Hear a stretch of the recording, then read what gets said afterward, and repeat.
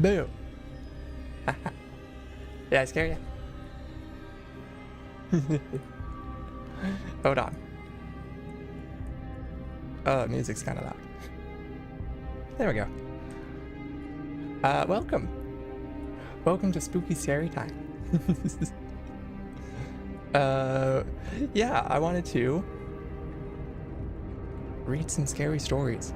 Initially, I wanted to just read scary stories to tell in the dark. And I thought, like, what better time than the spooky scary day? So, we got spooky scary trip, and I got the lights out. I'm gonna really scare myself here. More than anybody else, I'm gonna be scared. Okay. So, what's happening with my music? Oh, we'll do this one. Okay. Our first story is called Humans Can Lick Too.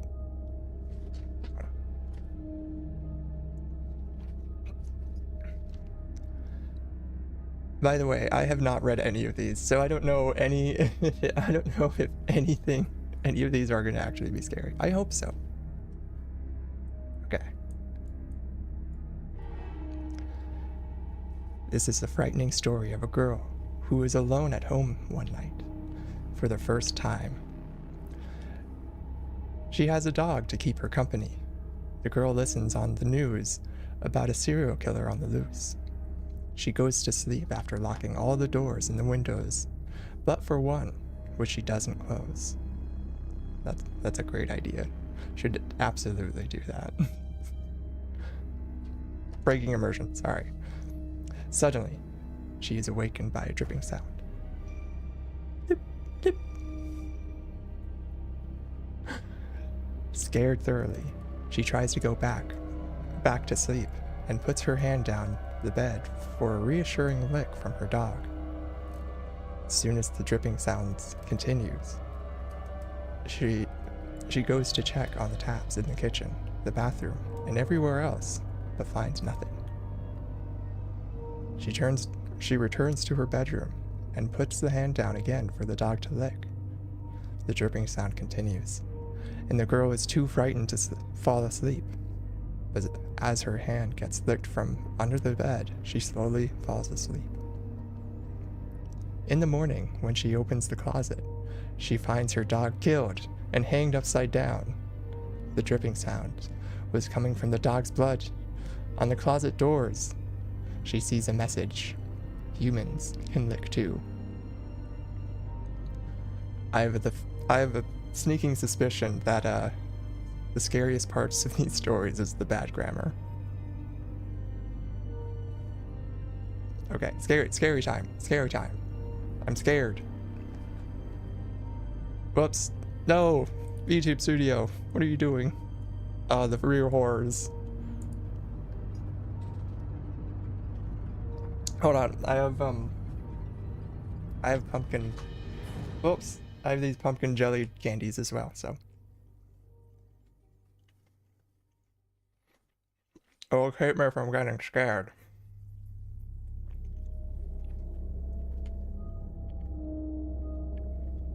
Does that sound good? Excuse me. Alright. This next one. Aren't you glad you didn't turn on the lights? Two best friends, Meg and Samantha, live in the same room of a college dormitory. Samantha goes out for a party with her date while Meg stays back to study for the upcoming midterm exams. That was a run-on sentence. When Samantha returns from the party, lights are all turned off. She does not switch on the lights as her friend is asleep.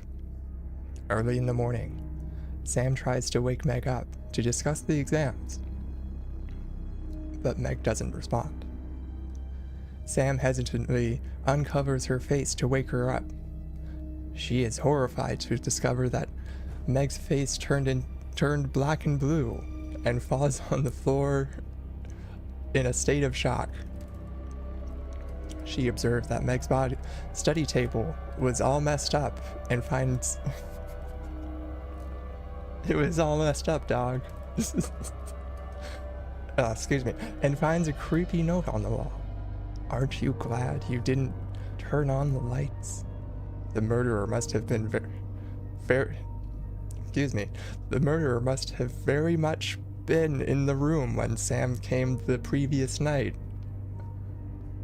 Can nobody... Man, both of these had terrible grammar. This is the real horror of these. Ugh.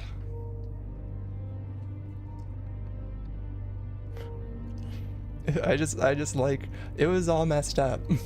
No better way to describe it. It was messed up and creepy. That's how I like to tell my scary stories. The guy was super scary. You better believe it. Okay.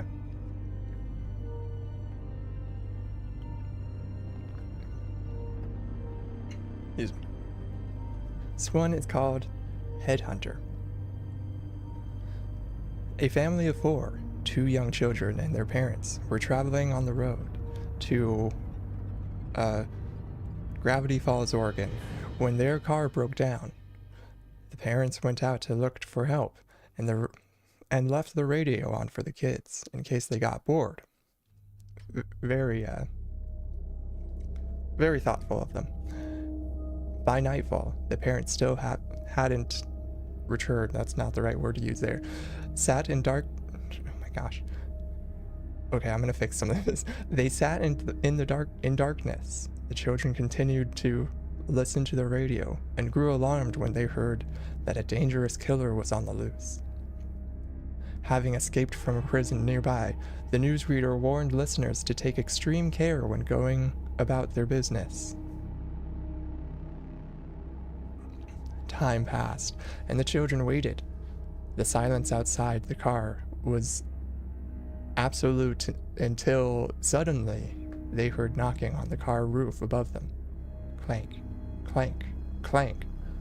The knocks grew louder and faster. Doof, doof, doof. I don't know what that means. Unable to bear it any longer, the children opened the car doors and fled in terror. Only the eldest dared to turn to see the source of their fear. On top of the car was a large man who was bouncing 2 objects on the top of the vehicle.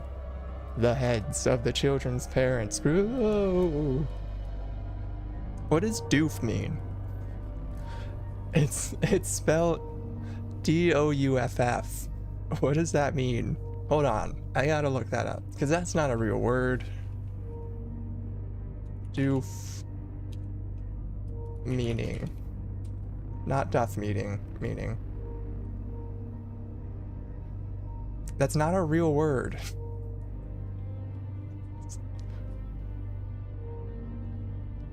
Oh my gosh. Did I just pick like the worst ones possible? Hold on.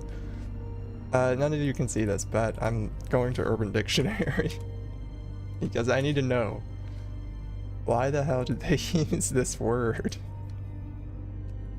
Doof.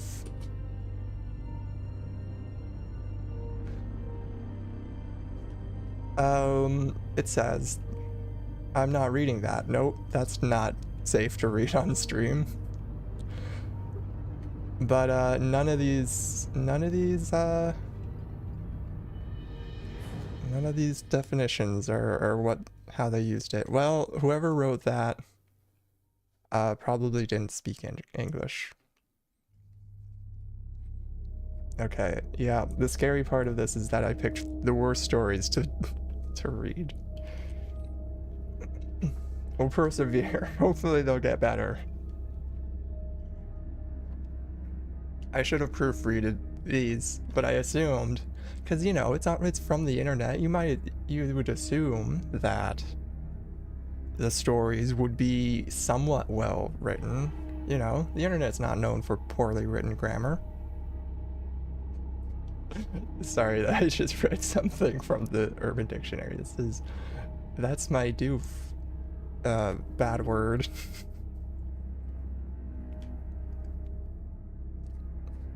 That's better. Okay, I can't look at Urban Dictionary. I'll get distracted. I can't get distracted in a stream like this. Only in Elden Ring streams. Okay. Next one. This one's called, have you been up to check the kids? Well, have you? Okay. A teenage girl was asked to babysit for a family that lived in a huge, luxurious house. It was her first evening on the job. And, oh my gosh. Keep reading. And, after she put the children to bed upstairs, she sat down in front of the TV. But no sooner had she settled there than the phone rang. Oh, this grammar. Oh my goodness. The caller was a man. Okay, I have to read that again. Okay. But no sooner had she settled there than the phone rang. The caller was a man, gasping, laughing menacingly. He asked, "Have been up to check the children?"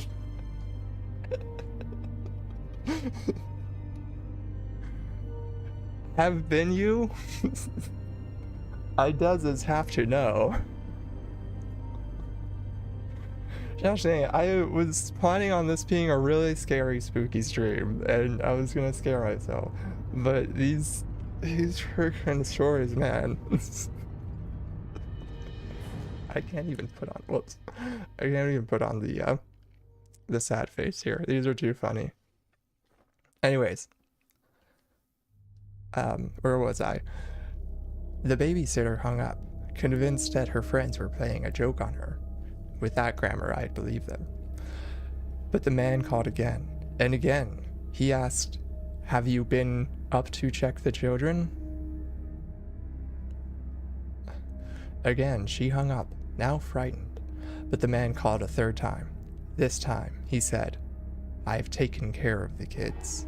Now, I'm coming for you." By now, the babysitter was truly terrified. She called the police and reported the cause. The police told her to try to distract the man the next time he phoned to give them time to trace the call. Exactly how it was written. As expected, the man called back. The babysitter begged him to leave her alone, thus keeping him on the line for longer. Smart plan. Eventually, he hung up. Immediately, the phone rang again. This time, it was the police. "Leave the house fast. The calls are coming from upstairs." That was the end. These stories, oh my gosh. Let me reread this run-on sentence here. This is gonna just be this stream is just gonna turn into an English correcting lesson. Let me read the sentence. The police told her to try to distract the man the next time he phoned to give them time to trace the call. That's the actual sentence that it read. And then they kept using "have been up to check the children." And then they corrected themselves, so they fixed their mistake the second time they said it. Have you been up? Because it should be "have you been upstairs to check the children?" That would be the correct grammar there. But, anyways, I can't. I'm sure there's more of these that are gonna be worse, so I can't get too hold up on this one.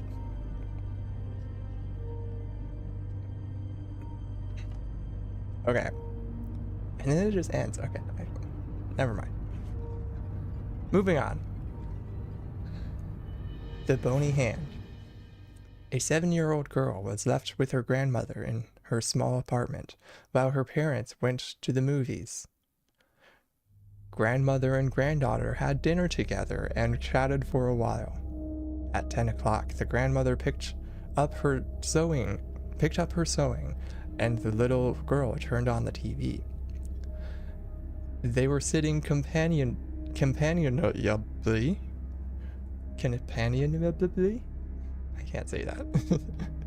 Together, when the grandmother got a terrible thirst and asked her granddaughter to bring her a glass of water. "It's too dark," said the girl. "Don't be scared. Follow the corridor. There's a switch right next to the bathroom door." Hi, Sup. We're reading spooky stories with terrible grammar.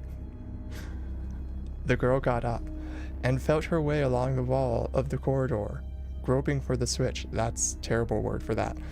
As she reached the bathroom, she stopped and felt around, only to come into contact with a bony hand that tried to drag her into the bathroom. Wow. The girl managed to pull away and ran, screaming and crying, back to her grandmother. After the incident, the girl needed psychological treatment. Okay, didn't look into who it was. What happened has never been established, though no one but the grandmother and the girl were in the apartment at the time. Wow, what a story. And they never explained why it was dark. Okay. Moving on. Come play with me. Some time ago, a friend of mine and I decided to do a Ouija board for the first time. Something we had never dared to do before. We called 2 other friends to come and do it with us, as I had been told that it was more likely something would happen if there were more people. We had a hard time convincing the other 2, but in the end, they agreed to come along. We got everything ready, and feeling a bit nervous, got started. Great sentence. During the session, one of the girls we had called to join us said, "This nonsense, I'm out of here. Oh, this is nonsense, I'm out of here." We got a little scared and decided to leave it for another time. Great. After a few days, the girl who had left called me. Beside herself. What? Who had left called me beside herself. That doesn't make any sense. She said that as she was passing a derelict house near her home on the way back from the local library, a little girl dressed in white had asked to play with her. My friend told her that she couldn't, as she was in a hurry to get home. And immediately the girl began to cry, tears of blood. My friend fled, and when she got home, she called me. At first I thought she was pulling my leg, but something told me that that was not the case. I began to think about the day we had done the Ouija board and how abrupt my friend had been when she had gotten up to leave.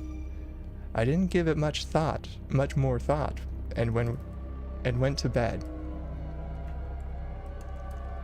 The next day, my friend called me because she was going to be home alone studying, and as she was scared, she asked me to keep her company.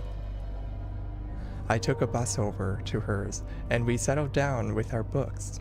After a while, we heard a scratching noise behind us. We looked up and were horrified to find that the girl she had described was sitting on my friend's bed, scratching the wall. We ran out of the room, and when we got to the front door, I noticed my friend was not there, but I was so terrified I couldn't make myself wait for her. Wow, what a friend. Shortly afterwards, the police called my house to tell me that my friend had died of an asthma attack. She had been found on the stairs of her house with a terrified expression on her face. For several months after that, I was in treatment. I am now recovering, but the other day a note appeared in my mailbox, written in a little girl's hand that read, "Your friend died because she wouldn't play with me. I have a new doll." I think it's a joke, but since our story has become famous in our town, Since our story has become famous in our town, but on the other hand, I'm scared. I wonder, will she come for me? Okay. I know I'm not the best reader. That was the end, by the way. But my goodness, these are written so badly.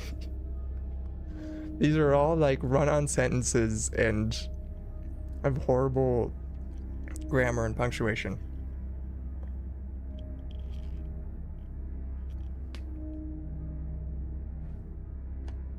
Cool.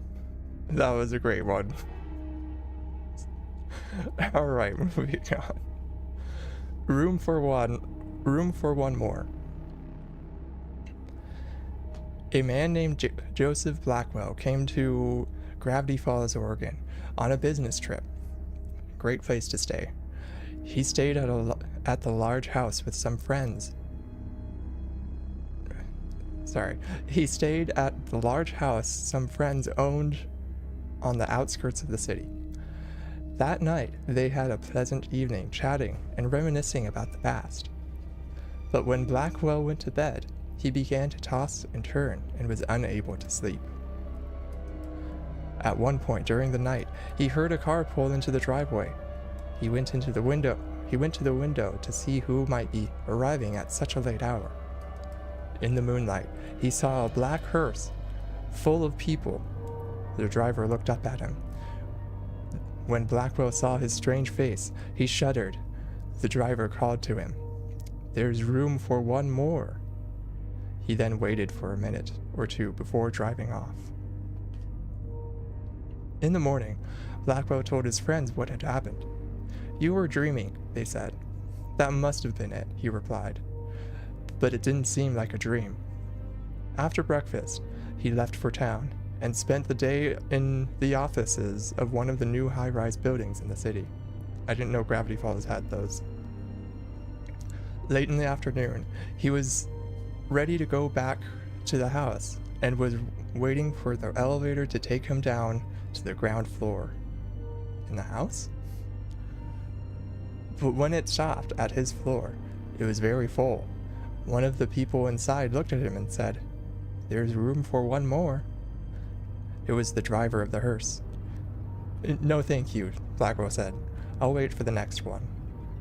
The doors closed, and the elevator began to descend. Moments later, there was a terrible crash, and shouts and screams could be heard. The elevator had collapsed. All of the people inside were killed.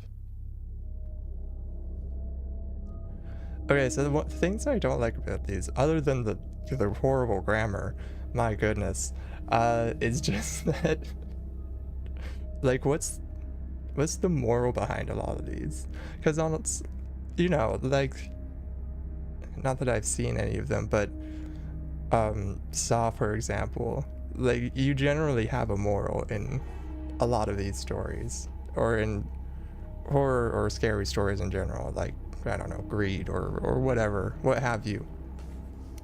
But these, it's just like, oh, something happens and somebody died. Ooh, scary.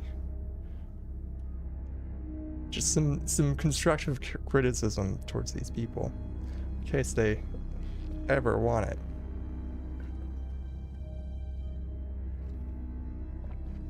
Okay.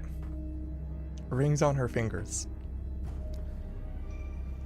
Daisy Clark had been in a coma for over a month when the doctor declared her dead. I have a feeling that's not how that works. She was buried on a cool summer day in a small cemetery about a mile from her home. "May she always rest in peace," her husband said. But that was not how it turned out. Late that night, a grave robber armed with a shovel and a flashlight began to dig her up. As the earth was still loose, he quickly reached the coffin and opened it. His hunch was right.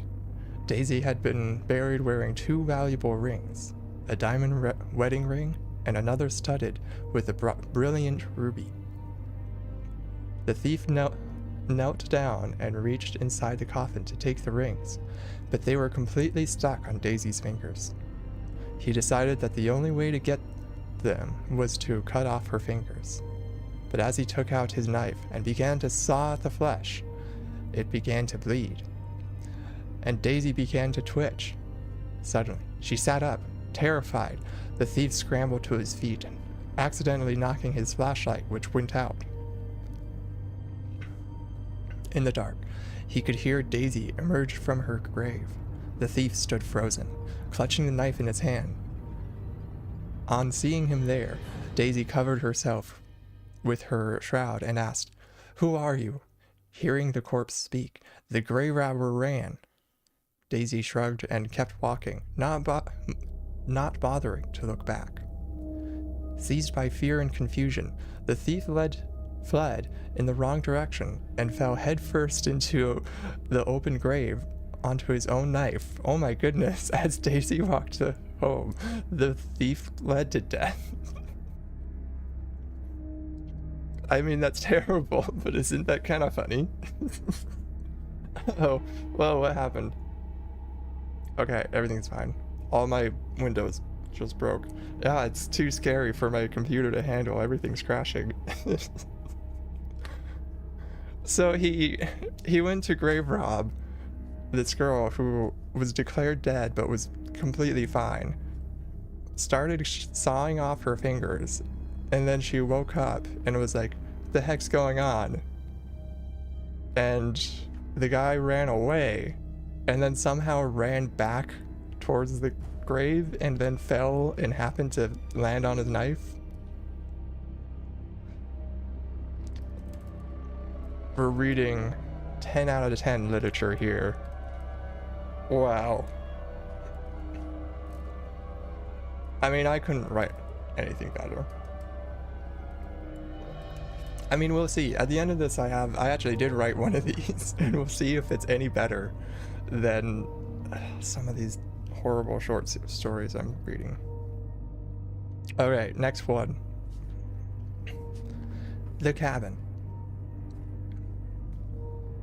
A hiker decided to go on a hike by himself, something he was not very used to. The whole day was normal. Trees and bushes engulfed his surroundings. He enjoyed being outdoors in the mountains. Nothing seemed strange to him. That was until he was making his way back to his car. He figured an 8-hour hike was good enough. Wow, yeah, that is a very long hike. The sky was already getting dark, and he needed to get back fast. They put a random comment in there, I don't know why. What was odd was how much he didn't recognize the trail back. He began to panic. Night had already taken over, and all he had was a flashlight and no clue on how to get back. He knew it was already too late, and too dangerous to keep going through the perilous forest. Wow, they misspelled forest. Good job, guys. He began to worry that he would have no shelter for the night, when almost luckily enough, he stumbled across a broken down cabin. It was dark, and seemed like no one had visited in years. But he knew it was the only place where he could rest until daylight, especially since his flashlight was running out of battery. He knocked on the door a few times, but no one answered. So he let himself in, where strangely enough, a perfect bed fitted for one person awaited him in the center. He knew that if the owner came back, he could explain himself. He was sure that the owner wouldn't mind, or was even probably dead. So he went ahead and got himself comfortable in bed. As he tried to sleep, he couldn't ignore the collection of paintings around the room. Portraits of strange-looking people all peering at him, each wearing a smile that sent chills up his spine. Not too long after his exhaustion from the hike Not too long after his exhaustion from the hike got the best of him, and he was able to ignore the faces. The next morning, he got up early and was shocked to see that there were no paintings around the room, only windows. That's it.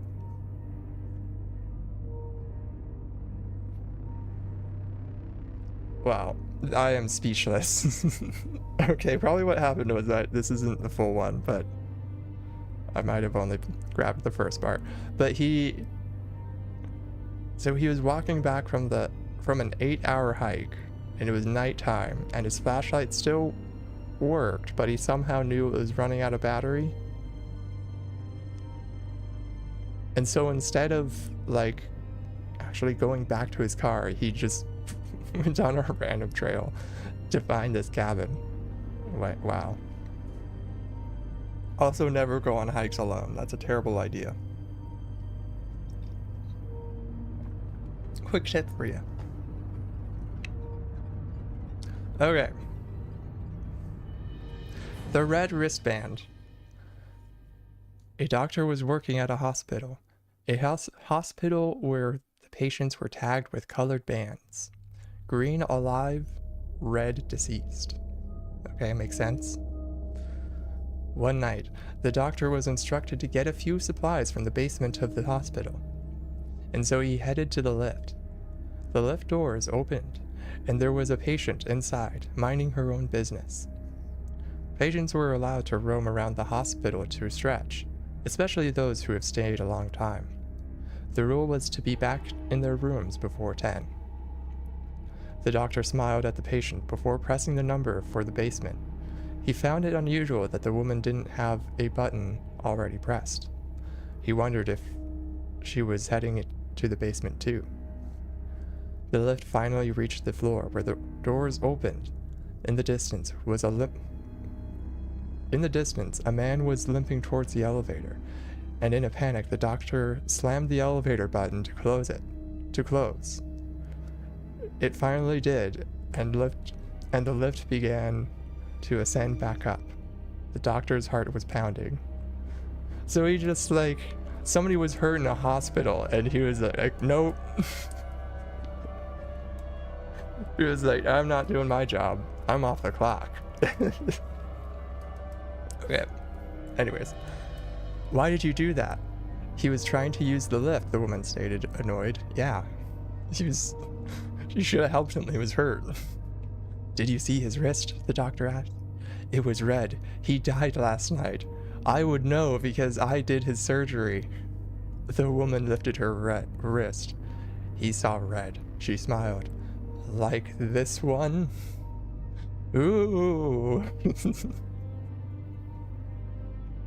It was just a prank all along. They just found red straps and put them on just to mess with him.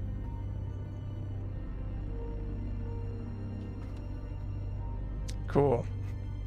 Okay, so these read like they were written by 9th graders who were trying to sound smart and scary.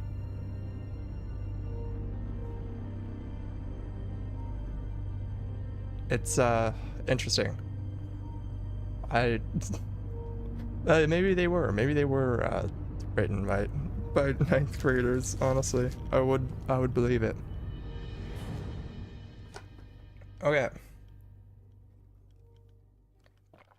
White with red.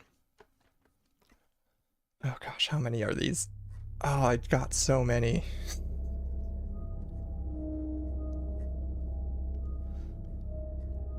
Alright, we can get through them. Can do it.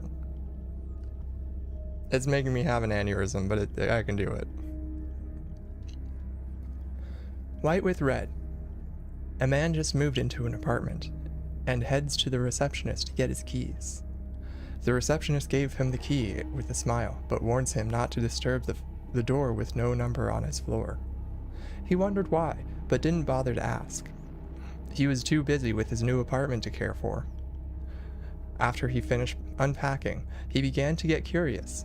He questioned why the receptionist would warn him of such things. And so he stepped out of his apartment to check the door with no number. He tried the doorknob first, but it was locked. So instead he got onto his knees and peeked through the keyhole. The apartment he was looking into was empty. His eyes scanned the whole place before stopping at a woman standing face against a wall in the corner. He noticed her pale skin and long black hair before stepping back. Suddenly, feeling perverted in a way for invading somebody else's privacy, he brushed it off, assuming she was somebody that did not want to be disturbed. That's right, in my empty rooms, I just stand in the corner. I would be very annoyed if somebody was peeking at me when I was in my standing in corner time. The next day, he got more curious about the woman and eventually went back. Straight away, he got onto his knees. He peeked through the keyhole and saw all red. Red. He assumed that the pale woman must have caught him peeking. He assumed that the pale woman must have caught him peeking the last time and covered the hole with something red. He left the door alone and instead went down to the receptionist to ask her questions. The receptionist sighed and asked, "You looked through the keyhole, didn't you?"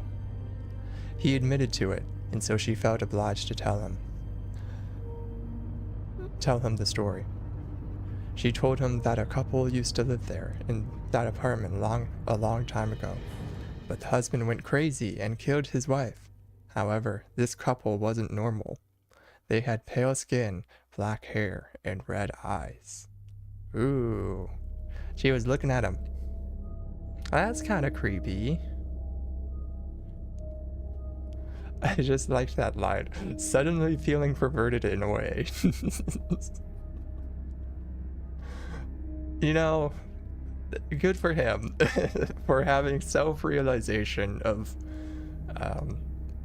looking at somebody through a keyhole is not a good idea. is a perverted thing to do. Not good on him for going back and doing it again.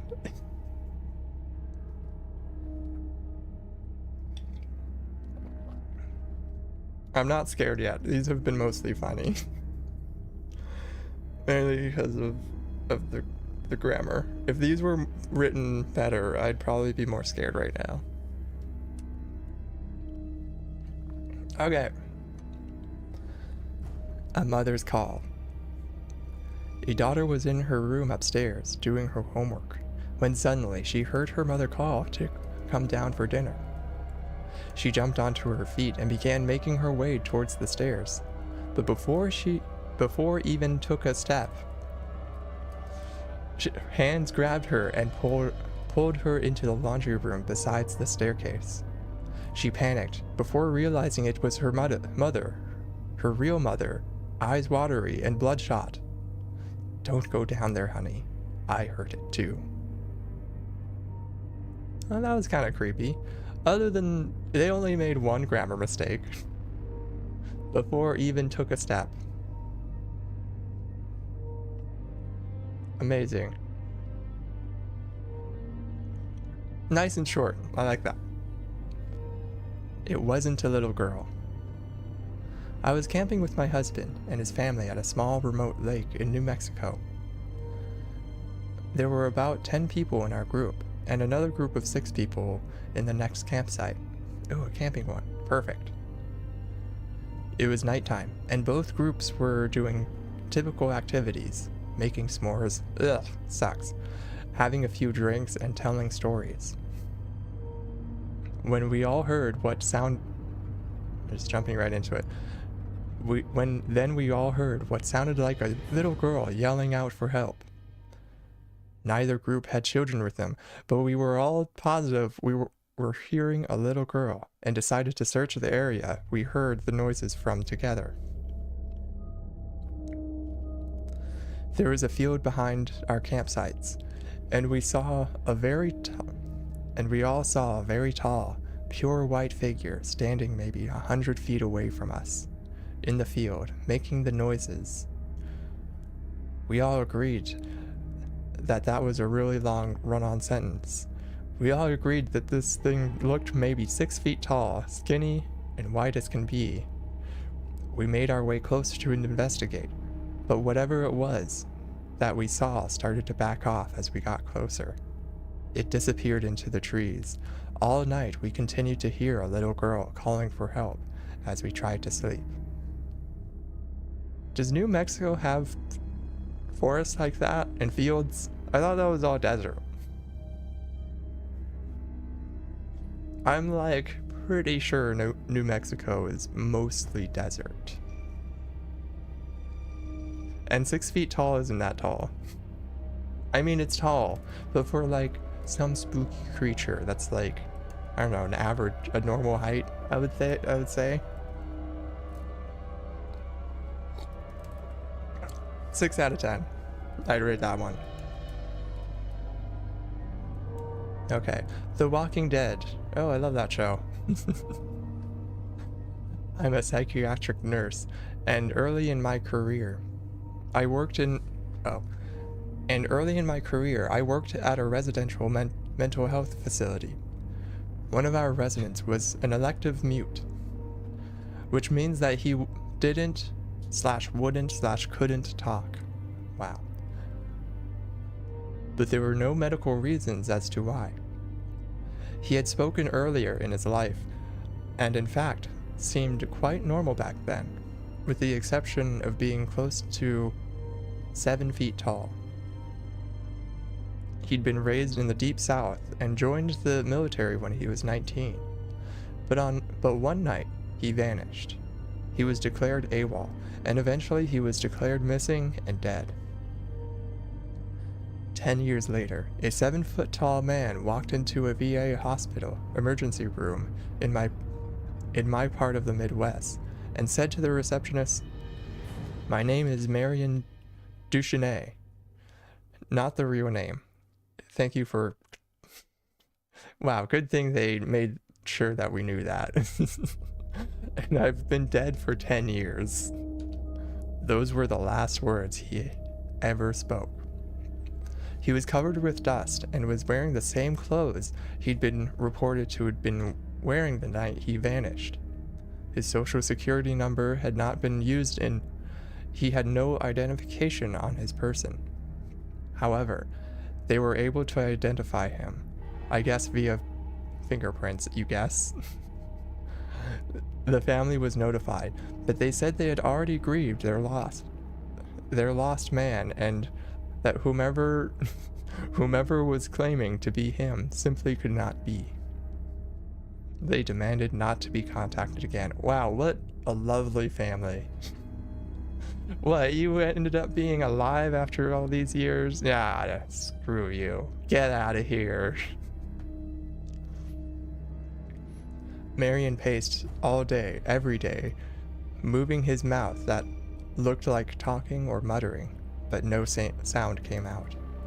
He had an unnerving habit of throwing his head back with his mouth wide open as if he were laughing heartily, but not even a breath could be heard. If I talked to him, he appeared to listen, periodically throwing his head back in laughter, mimicking way of his. Various medications were tried, but they did not affect him either positively or negatively. Occupational therapy did nothing because Marion would just grin, and unless told to stay put, he'd get up and start pacing again. On my last day at the job, the last thing I saw was Marion pacing in the parking lot, throwing his head back to laugh. Later, I wondered if all along I'd be dealing with a ghost. All these years later, I still don't know. That was a weird one. Amazing. That was, so, what a terrible story that one was. So, somebody went missing, not even like missing in action, he just disappeared one day, and then nobody cared, and then when he came back, everybody was like, well, no, we don't want you. Why? Okay. Moving on. That one was really not that great. 0 out of 10. The unrest stop. I was driving across the country with my mom and sister when I was 16, and my sister was 20. It was late, but we were well rested, still, and alert. We were driving along an interstate and needed gas and a bathroom break, so we stopped at the only rest stop in 200 miles. Wow. Excuse me. There was a van full of teenagers on a road trip at the gas station, as well as a small gray car parked at the pump in front of us, with two young men standing still outside of it. When we got there, everything felt wrong. We'd been on the road for days and seen many rest stops at night, and had never been afraid until then. My mom and sister went inside, and I stayed in the car. I heard the teenagers say that they were creeped out and couldn't get the pump to work, and they left in a hurry. I was watching the car in front of us. The two men had not moved at all, not an inch. They weren't talking, they weren't on phones, they were just standing there, still as a stone. My sister and mom came back running to the car, and when they got in, the two men slowly turned and looked back at us, while not moving or pivoting, just the rest of their bodies. That didn't make any sense. And I swear to effing shit. Whoops, sorry. We all saw the same thing. They had eyes dark as pitch and empty. Truly empty. Not black, not reflecting any light at all. Just the void. We sped out of there and didn't stop until we were in the next city. The worst thing about the entire experience, we couldn't find the place on any map. We knew exactly which spot on the interstate to look, and we couldn't find it on Google Maps or any paper map we had. We even asked the locals about the creepy gas station out on the stretch of road and got only confused looks. We've traveled on that interstate since, and there's no rest stop. Oh, that was a good one. I liked that one.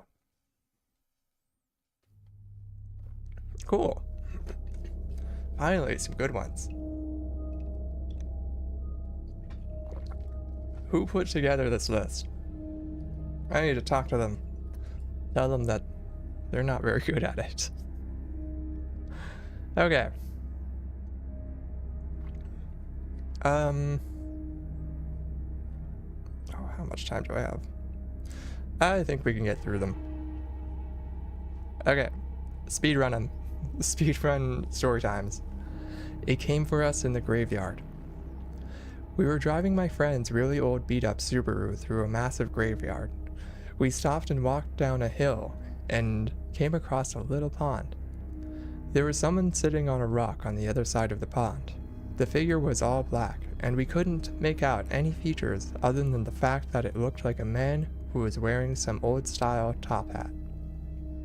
We stupidly waved and shouted, "Hi!" He didn't show any acknowledgement, and continued to sit still on the rock. All of a sudden, he jumped to his feet, started running to us on the water, and then vanished into thin air, about halfway across the pond. My friends and I screamed and ran back to the car. The car wouldn't start. We had heard something banging on the back of the car.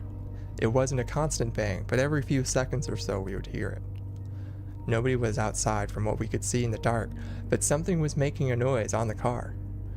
I opened my phone and started dialing my mom to give us a boost, but I had no service. None of us had any cell service. The next 30 minutes were spent trying to get her car started. No banging was heard afterwards, but we felt his heavy pressure around us.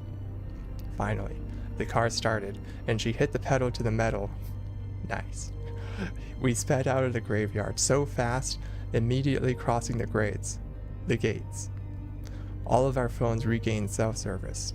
One thing I know for certain is that someone or something was out there, and it was not an animal or a human. Ooh, that was a good one. I like that one. Spooky. Oh, I'm getting chills. Okay. It was good to see an old friend. When I was 37, I went to my high school reunion. I flew into the nearest airport and rented a car. The distance was about 35 miles, through a very rural and almost abandoned part of the country. About 3 miles outside of the town, I see someone on the side of the road, flagging me down. It turned out that it was one of the guys I had attended school with. Jim, not his real name, gets in the car and we started talking. I had not seen him in 20 years, but he still looked the same, maybe a little older. We get to town and I ask him if he wants to come to the VFW and have a drink. He says, nah, just take me home. Jim's parents had lived only a few blocks from my grandmother's house. I turned in that direction, but he said to take him to the outskirts of town. There is a mobile home park out there, and I figured that is where he lived. When we reached the end of the... I cannot read today. When we reached the end of the turn-off, he said, just drop me here. It was good to see you again. And he walks off into the night. I go to the VFW, met some of my old classmates. We started to talk. As we were talking about who's coming to the reunion, I mentioned that I had just picked Jim up 3 miles east of town and dropped him off. Everyone gets quiet. Even the guy singing karaoke stops and lays down the mic. That's not how you spell mic. My cousin goes white as a new t-shirt. Barb. Jim died on that curve 8 years ago. Rolled his car. We were all at his funeral. You weren't there for some reason, I was told. I started to feel really dizzy, and I went out to the car to take some deep breaths. There on the seat is the local newspaper, printed 8 years previous, containing Jim's obituary. I still have the paper. That was good. Okay, speedrun. Going through these. Hell hath no fury like a woman scorned. I like that one. After we moved into our home, we were told a woman had died there at the hands of her abusive husband. She hated men. My dad would wake up with scratches all over himself, and whenever my brother was mean to my sister or I, he would have scratches on him as well. One day, my brother hurt our sister. He hit her with something. When he woke up later that night, he had a horrible bloody nose. The day we moved out, my brother accidentally broke his arm trying to get out of a wrestling move. He swears that he would have died that night if it wasn't our last in the house. What?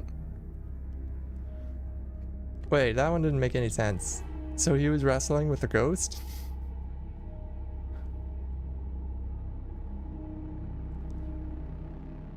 I don't get that one. Yeah, sure. Okay, well, I'm not questioning it. These are not very good. We've already established that. Okay.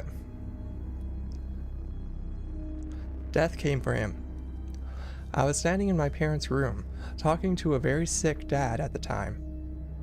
Oh, to my very sick dad, not just random. I was talking to some random dad who was very sick. Hold on. I want to change this music. It is getting repetitive.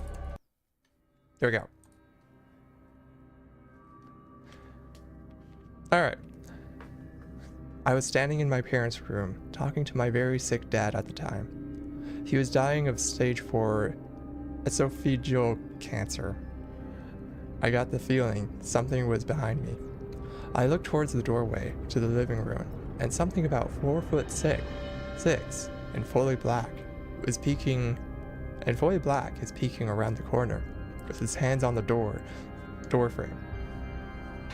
I ran towards it, as you would normally do when that happens, and it slipped back around the corner. When I got outside the doorway, there was nothing. My dad was completely confused when I stepped back into the room, inside the room, when I told him. Oh wow, that sentence. My dad was completely confused when I stepped back inside the room when I tell him. That was the actual sentence that read. Okay, moving on. People who stayed at my house in my dad's final days claimed to have seen it. My mom saw the figure on multiple occasions in multiple places until he passed away. We haven't seen it since. I don't know what possesses me to bring... Okay, that's just... This is a Reddit post, by the way. Yeah. It was some spooky thing. Okay. My mother attracted evil. Evil! After my parents divorced when I was a teenager, I lived with my mother, experienced lots of paranormal happenings. Several times when I was reading in my bed, the room would start to feel really icy. Next it would feel as if somebody that hated me was staring at me. When I got that feeling, I would leave the room and come back an hour later. Sometimes during the day I would see a shadow figure sneaking along my bedroom walls. Something in the flat was pretending to be my dog. I went into my room and heard a deep growl from under the bed. My dog wasn't capable of making a noise that deep. It sounded like either a really big dog or a man doing his best dog impersonation. Other times my dog would whimper and pace in the room next to mine, but wouldn't come when I called. It was as if he was afraid of something in the hallway. When I moved in with my father, the activity stopped. 5 out of 10. Okay. I'm gonna skip that one. That one doesn't look interesting. Okay. We'll do this one. The Death March. My dad used to work as a corrections officer at a rural prison. He drove the perimeter of the property for his entire shift, where he would check empty buildings for runaway inmates. It was generally a boring job. One night, my dad was parked on a hill reading a magazine when he started to feel a thumping in his body. That's called a heart attack. He described it as the feeling when you get when speakers are playing a song with really heavy bass. So a bassy feeling. You could have just shortened it to that. One night, my dad was parked... Oh, I just read that. Oh, sorry. He put the magazine down and checked his rear view mirror, where he saw someone outside the truck.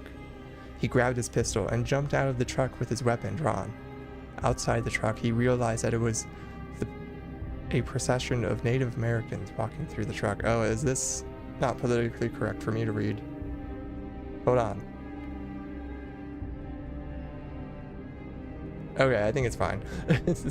I just had to make sure I wasn't going to accidentally read something really terrible.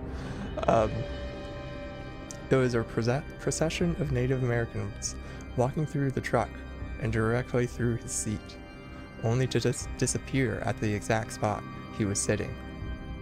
He said it was clear they were ghosts because of how many of them appeared and injured. This went on for a few seconds, and then the whole procession disappeared. He called the other perimeter guy on his walkie-talkie to try to explain, and the other guy almost immediately stopped communicating. Turns out the other guy had seen this happen before, but didn't believe in ghosts, so he wouldn't talk about it. Oh yeah, that one was kind of weird. Alright, oh, we only have 3 more. Thank goodness. Oh, okay, this one's mine. Okay, that was the last one. Now that must have... Okay, so I think the last 3 were ones from Scary Stories to Tell in the Dark, I believe. Which I thought that those were going to be scarier, because what and I mentioned this in my last stream too. We used to, on certain like dark nights, me and a bunch of kids around the block would go and read those books, as you do when you're a kid. And it was super scary. I remember being terrified, and I could like barely ride my bike home because I was that scared. But those weren't too bad. Maybe I need to like actually like look through some of those, but oh well. If only. All right. 2 more. This one is the one that I wrote. So backstory on this. Well, I'll explain afterwards. After I read it. Hold on. I'm like losing my voice here. So many bad readings. Okay. This one I call the homestead. Hold on. I'm gonna stop the music for this one because this one I'm hoping is actually a little creepy. I hope. The homestead. Back when the area was a frontier and there were homesteads. Okay. I take back all of my making fun because I'm just realizing how terrible my writing is. Back when the area was a frontier and there were homesteads. Oh, that sentence doesn't make any sense. I swear I got good grades in English. The area was a frontier and there was lots of homesteads, and it was like the first homestead in the area is the purpose of the sentence. There was a family living there, a husband, his wife, their 7-year-old son, and an infant daughter, as well as their loyal dog. The family grew an orchard, selling apples to the local market. One morning, the father left to do some errands in town, stocking up on supplies and catching up with the townsfolk like he does every week. He left his wife to look after the orchard, knowing that their dog will keep the family safe from any wild animals. After the father left, the son went out into the orchard to play, taking the dog with him. The area surrounding the homestead was well forested, making it a perfect area to explore. Seeing that the dog went with the son, the mother was not bothered and was taking care of the infant and preparing for lunch instead. When will I play Elden Ring? Next Monday. I'm too busy reading spooky stories, okay? Aren't you scared by the bad grammar? Yeah, next Monday. Okay. Or what was I? I lost myself. A few hours had passed, and the wife had made lunch for her and her son. She rang a dinner bell and called to the boy and for the dog to come home. There was silence. A cry from the infant came, pleading for food. The mother assumed that they would come back eventually once the son was hungry. So she went back into the house to feed her daughter. More hours pass. The mother starts to worry that her son could have gotten lost or hurt. The infant had fallen asleep, so the mother felt like it was safe enough for her to go and quickly look for her son. The mother ran through the orchard, yelling for both her son and for the dog. In the distance, she could hear a faint whimper. Following the cry, it led her to the homestead's well. The well was pitch black. Stone surrounded the well, and it was broken, crumbling. There was yelping coming from the well, and it was undeniable that it was coming from the loyal dog, panicking and splashing.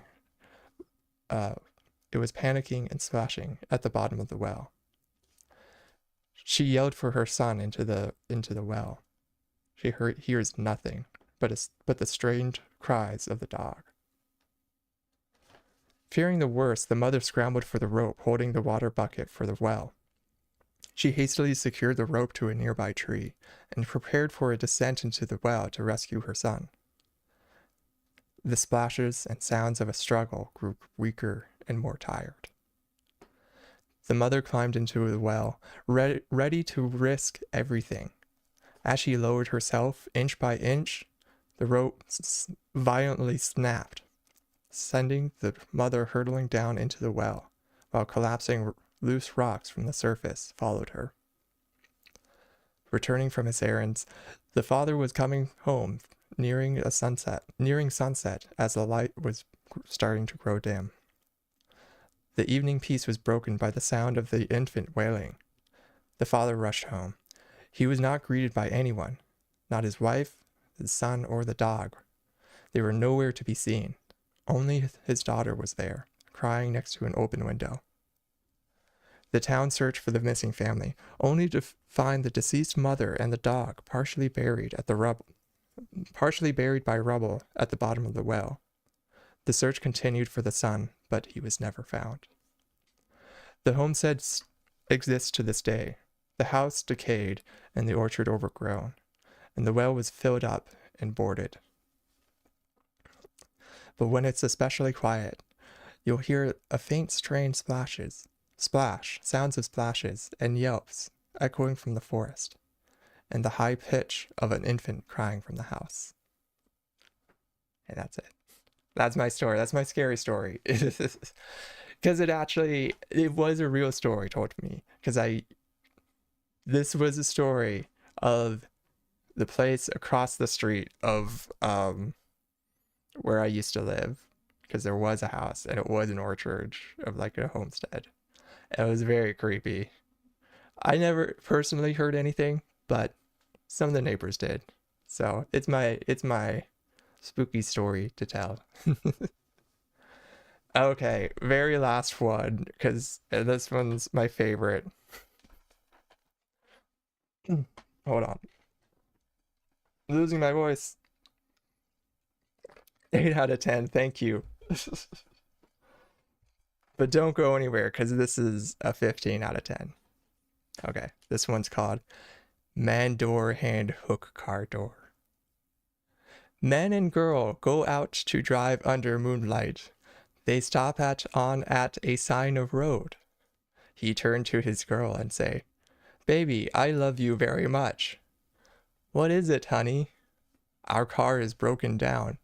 I think the engine is broken. I'll walk and get some more fuel." "Okay, I'll stay here and look after our stereo. There have been news reports of stereos being stolen." "Good idea. Keep the doors locked no matter what. I love you, sweaty." So the guy left to get fuel for his car. After 2 hours, the girls say, "Where is my baby? He was supposed to be back by now." Then the girl hear a scratching sound and voice say, "Let me in." The girl doesn't do it, and then after a while she goes to sleep. The next morning she wakes up and finds her boyfriend still not there. She gets out to check, and man door hand hook car door. Gosh, I still love that one. It's a classic. Well, that was a good way to end it and end this. Cool. These were terrible. I was really hoping to have some really spooky stories to tell and not just be full of horrible grammar and poor writing. Thanks a lot, Reddit. Should have known.